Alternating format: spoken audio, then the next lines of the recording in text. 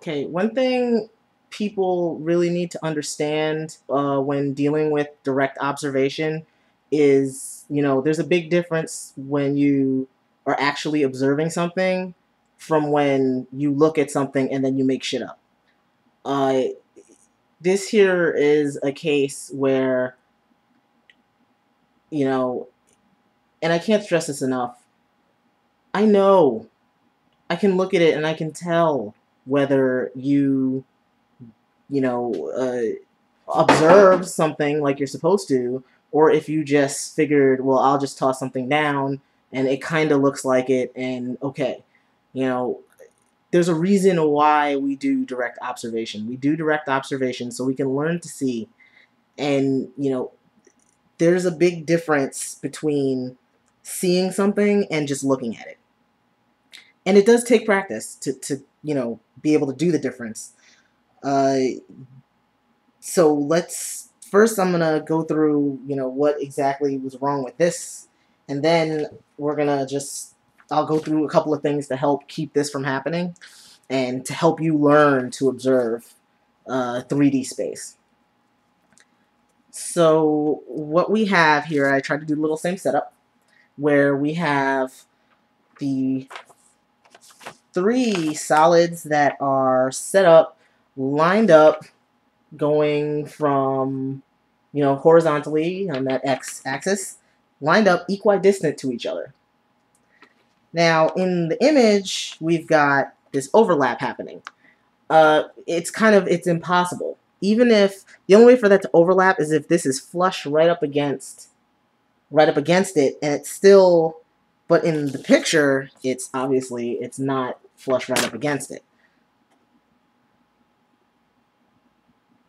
The only way for that to happen is if we have this tilt at an angle. Which, yeah, sure, that makes sense. That's probably what happened in the setup. But then, this, the cylinder, as something is closer to you, it is larger in the image. And it's larger in your view due to the visual perspective, that distortion. As things are closer to you, they seem larger, and as things are further away, they seem smaller. So the only way for us to have this to still line up like that, and it's kind of, is if it's actually behind them.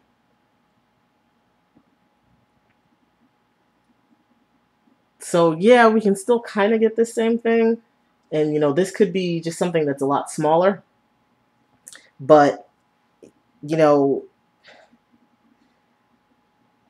it doesn't you can, just the way things are and the way it goes back into space without any indication of that visual perspective and things like that, that tells us that this was not observed the way it was supposed to be.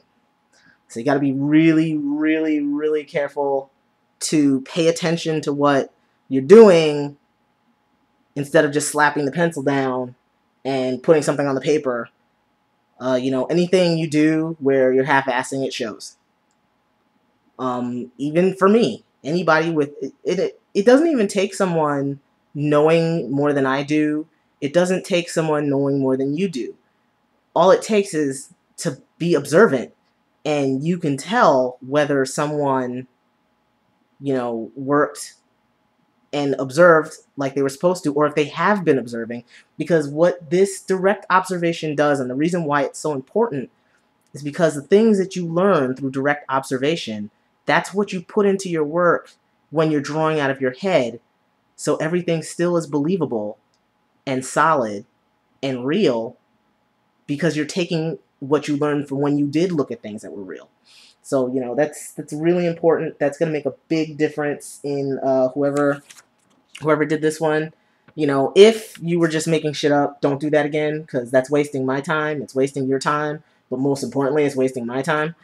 Um, you know, and if it's just that you are not understanding some things, you need some extra help, ask me. That's all I'm trying to do, is help people.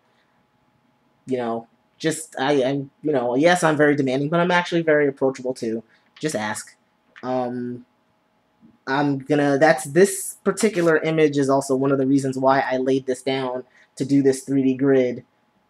This to the grid to help people see because you know we just this is one of these major things we do need to learn, but some people seem to be struggling with it a lot more than others. Um, but in terms of this one, like I said, it doesn't look observed, whereas this person also has problems with the 3D space, but you can still tell that it was observed. The box and the cylinder tell me that this person was observing, and they just didn't quite catch what was going on with the sphere. Possibly that the setup was a little awkward, but it shows. It really does show. So don't take shortcuts. Shortcuts and things like that, they don't help you. They never will help you in terms of skill.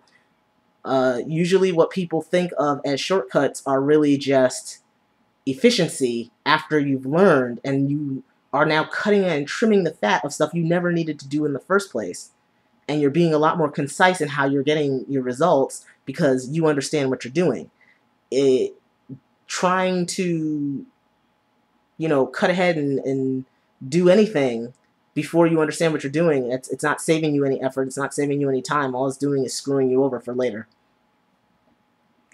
So what I'm going to suggest to everybody to observe the space.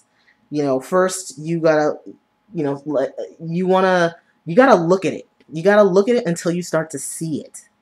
And seeing things and observation, because observation is seeing, observing things is not the same thing as just looking at it. Seeing is interpreting it. So you start to make the connections and see the relationships on what's going on at what you're looking at, and now you're seeing it, and you're starting to gather information, and you're starting to interpret that information so you can turn around and draw it. So you want to first start with the ground, like I said before. You want to, let's move some of these around a little bit.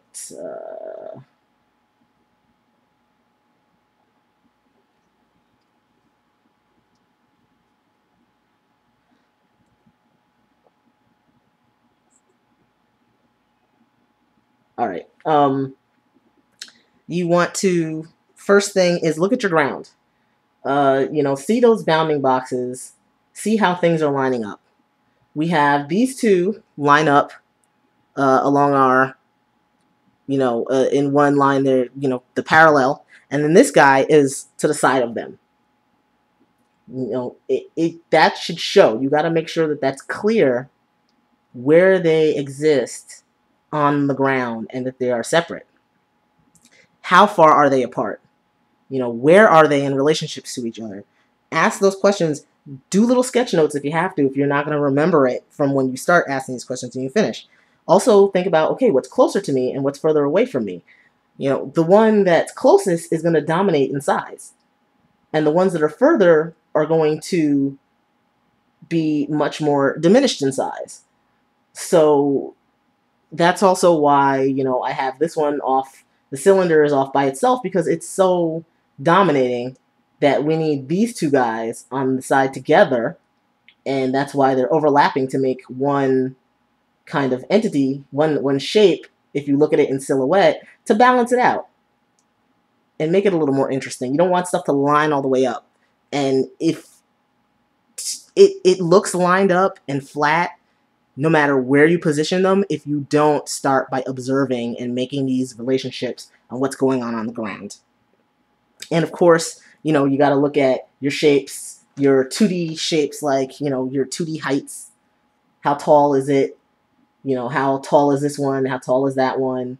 Where are they in relationship in 2D to each other? This is overlapping, so there's that little, there's no space between these. This one, there's space. What shape does it make in overall in 2D? That's like a little pizza slice there, a little triangle. All of these things you look at that, but you gotta look at your ground space first to keep it in 3D. And the first thing you're gonna do after you make all these observations, you're going to draw ground. Draw ground and draw ground accurately, and that's gonna set you up to draw the rest of the picture with much more accuracy and much more grace than you would just, trying to match it up, line by line. You want to construct things instead of just trying to match it up line by line.